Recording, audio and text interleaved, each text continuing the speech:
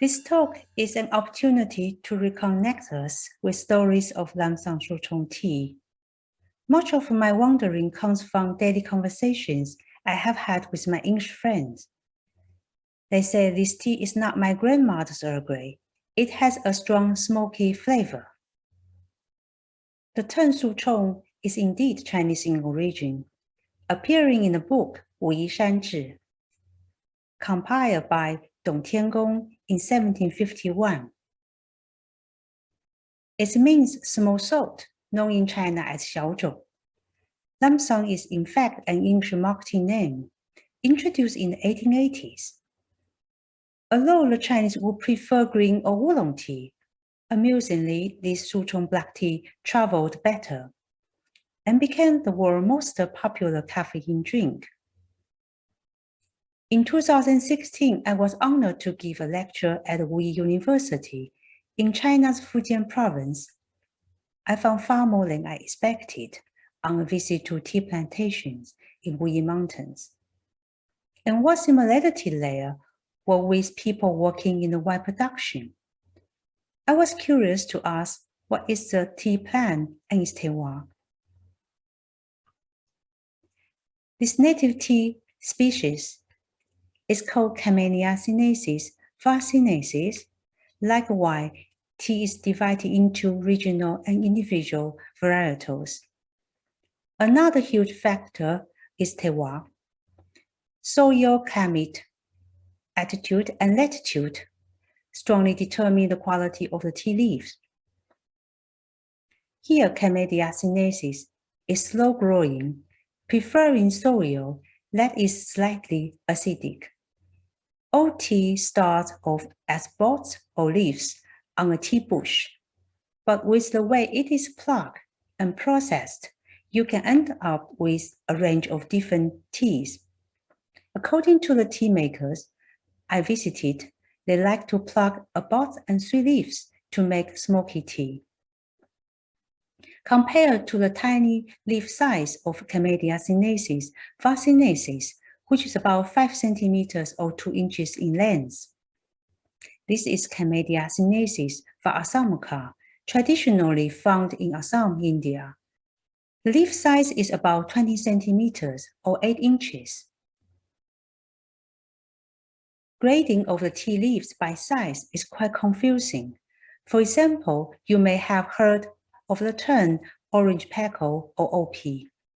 Many tea drinkers think this is a style of black tea, but it is actually a term that is widely used in the tea industry to describe the size of a leaf tea. Following the Google map, I would like to take you to the area I have visited, Mashu Tong Guan and Ganken Guangze. They are located in the Wuyi Mountains in Fujian province, China.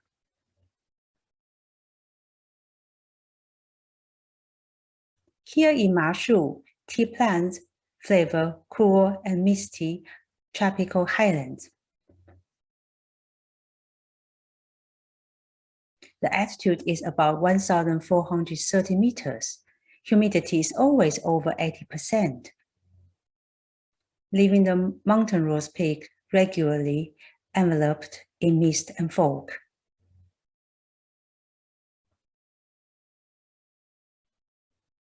Abundant natural mineral water supply sustains tea plants. Tea plant grows in the ecological good mountains with dense forestry. Sunlight also provides the energy needed for photosynthesis to take place. Tea plants are generally dormant in the winter months. Ganken is a very small town in the Guangze County, located in Wuyi Mountains National Park. It is the most outstanding area for biodiversity conservation in Southeast China. The altitude is about 1,930 meters. On average, there are 124 days in a year. Here is a tea maker's home. tea plant growing in a wild and uncultivated state. It is very rocky, which supplies the tea with rich minerals. The plucking of the tea starts from the second half of April to May.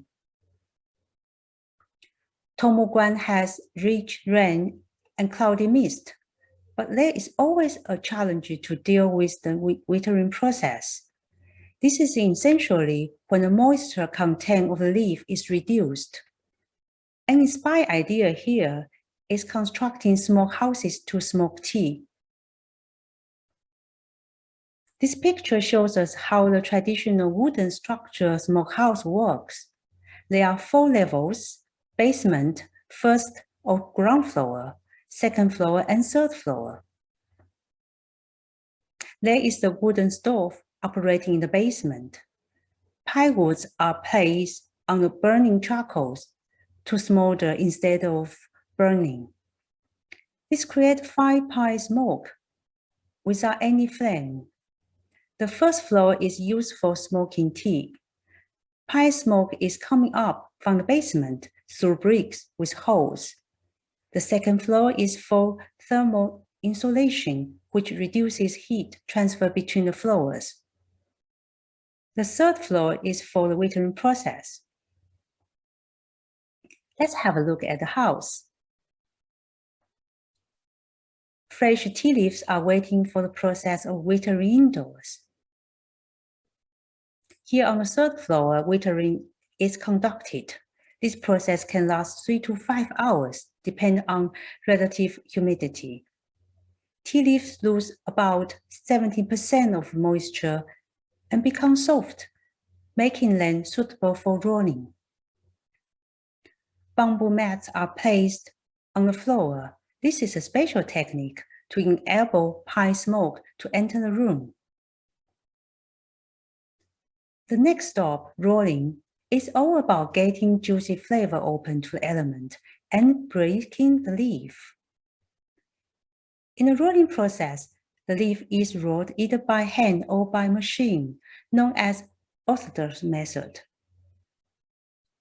This way of making tea is considered to be a higher quality than CTC, crush, tear, curd method of making tea. Tea maker put the rolled leaf in bamboo basket and cover them with wet cotton fabrics. Essentially, the oxidation process is the leaf turning brown. During this time, the leaf will lose most of their remaining moisture. Temperatures are between 21 to 32 degrees with a relative humidity of 85%. Black tea is fully oxidized and needs 3 to 5 hours. Why smoke tea? This illustration shows where meat is cured with smoke. Traditionally, smoking is the process of flavoring or preserving food by exposing it to smoke from burning wood in a controlled environment. Most people are familiar with the smoking of the meat and fish, but even tea is smoked. This species of pine, known in China as Song, native to Wuyi mountains, the aroma of Lapsang Souchong is derived from a special chemical compound, longifilin, originated in the pine smoke. The fully oxidized tea leaves are put into bamboo sieves, which are arranged on a wooden shelf on the first floor and then exposed to pine smoke from the basement. Drying the leaf slowly over pine smoke fire gives them a soft, lingering smokiness. The leaves naturally absorb the smoky pine resin flavor. The process has been perfected over many generations. After the smoke dry process, the leaf is stable and doesn't break down. The leaves are sorted into grades of different sizes. Quality tea leaves are also sorted by hand. How was Lapsang Souchong transported? Tea was shipped in wooden chests on speeding ocean ships known as tea clippers. By the 19th century, the world was involved in a global clipper race as nations competed with each other to claim the quickest ship. England and America were main rivals. Each year, the toll ship would race from East Asia to the tea exchange in London to deliver the first tea for auctions. Stockwell and Company was one of leading British firms active in China and Japan during the 19th and 20th centuries. It was a direct competitor to Jardine, Matheson and Company. By the time this tea was exported, the quickest way to get tea from China was by high-speed steamship. The same steamship which carried the mail. The days of racing to England with fresh tea crop under sail were gone. Mr. Oswald is the third person from the left. He was a tea trader. Aged 16, he started work with tea importers in London. He then left Britain for China, traveling to Fuzhou in the late 1880s. He was working for Odell and Company as a clerk. So let's raise our cup to its aroma of pine smoke, plus the sweet note of black tea.